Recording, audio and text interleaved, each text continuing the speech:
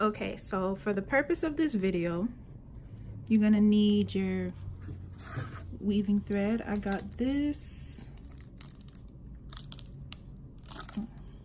for $4.99. Some needles. I usually pre-thread them, so I haven't done that yet. And a cap. My client has like a size 23 head, I believe, so I'm using an extra large cap.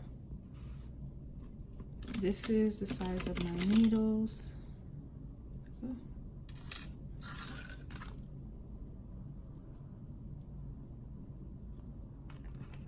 So that's about it. And you also need this.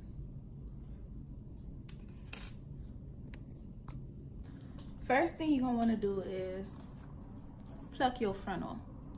Even though it looks like it's been pre-plucked, you still want to pluck some more. So I'm gonna do that off camera and come back with the results.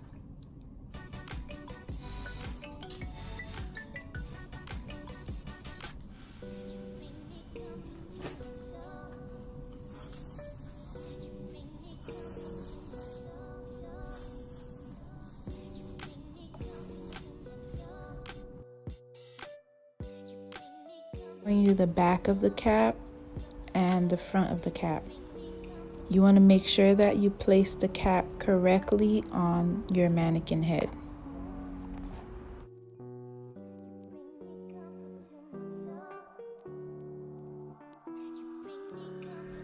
So this part is very, very important. You want to make sure that you place the frontal a little bit above the cap.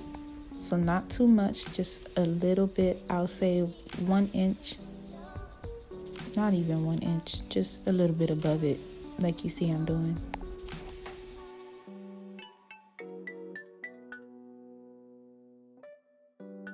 You want to pin it down from the middle and then check to see if your sides are even on both sides. And then if it is, you just pin the whole frontal down.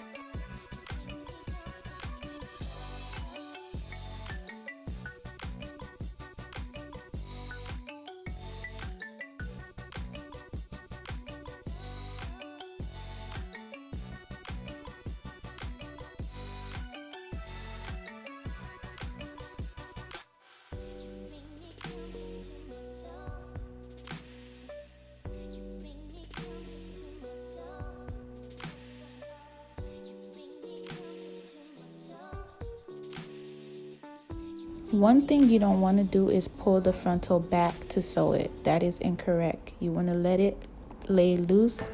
It's okay to have a little excess lace over it. But if you push it back, then it's done incorrectly. It needs to be scrunched up in the front of the mannequin head. So if it's not scrunched up, it was wrong.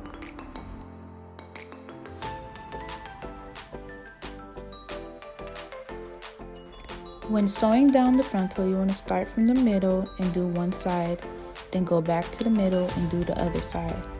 That is to make sure that it is laid flat. Okay, so I am lightly picking up about 2 or 3 holes really close to the frontal, and I'm just gonna pull it through and loop. Very simple, very easy. Just pull it through and loop, not too tight. Don't scrunch up your cap, just really nice and neat.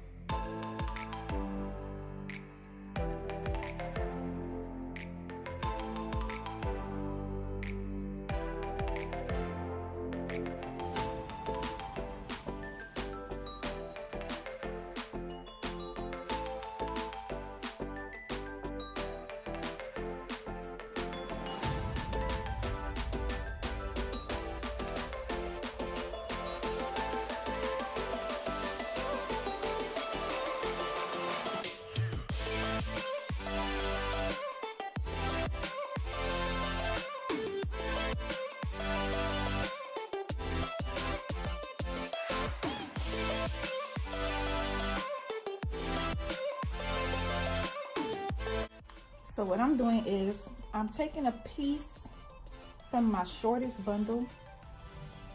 I'm gonna take a piece of it and sew it around right there so that when I'm styling this wig for my client, I can just take a few heads and push it back to cover that track versus having the tracks here, like sewing it on there, because it gets undone and it messes up the frontal.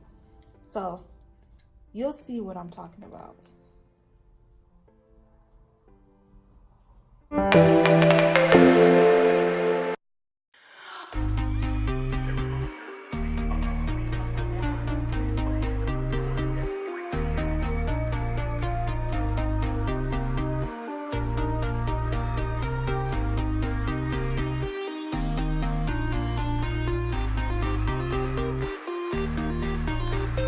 Look at my face. Ooh. Ooh. Now that track is added, I use brown thread so you can see the track. That's basically gonna go like this, and it's gonna cover. See what I mean? And it'll fall like that. Now it's time to get started. Yay! So you're just gonna pin your tracks down.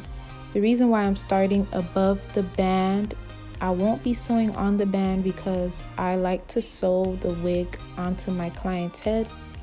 Unless my client asks for clips, then I'll sew it on the band. But if they're asking to get it sewn on, I won't sew on the band because I need that band to sew the wig around their head. So right now I'm just doubling up my tracks. The first 2 bundles that I add will be doubled. The last bundle that I add will not be doubled so that it can be flat. After I add the first bundle, I do start sewing on the band.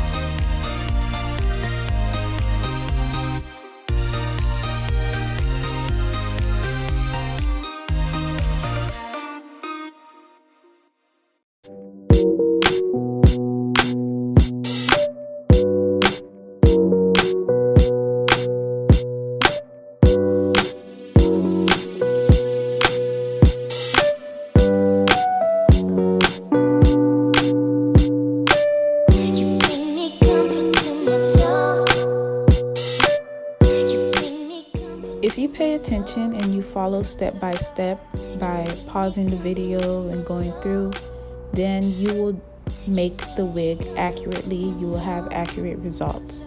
But if you just watch the video, go buy the stuff, and then just try to do it, you're not going to remember everything. So you want to make sure you have the video playing in front of you so you can remember.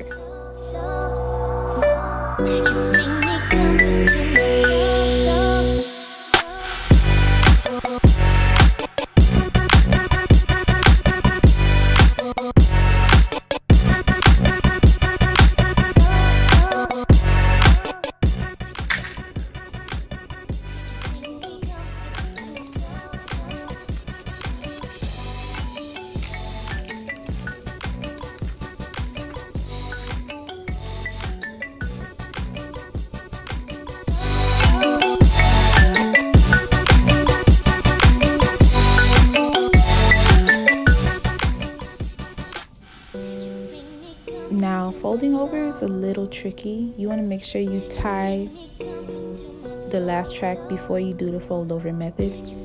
Then you want to make sure you hold it really tight, like lay it really flat so that it doesn't look lumpy when you're sewing your tracks on, if it makes any sense.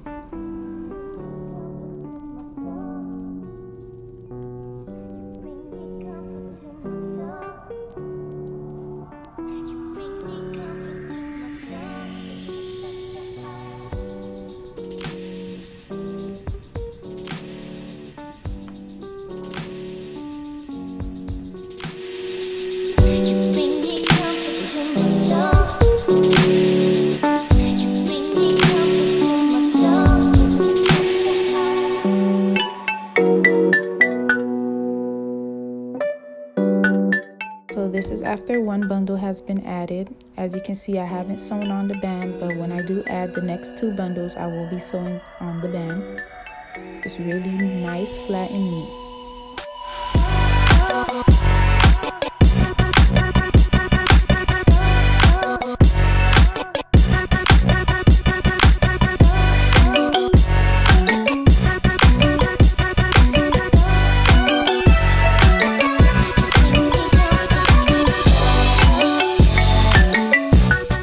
If you stop your bundle midway, just start your next bundle on top of the previous bundle. Don't go above it, just do it right next to it.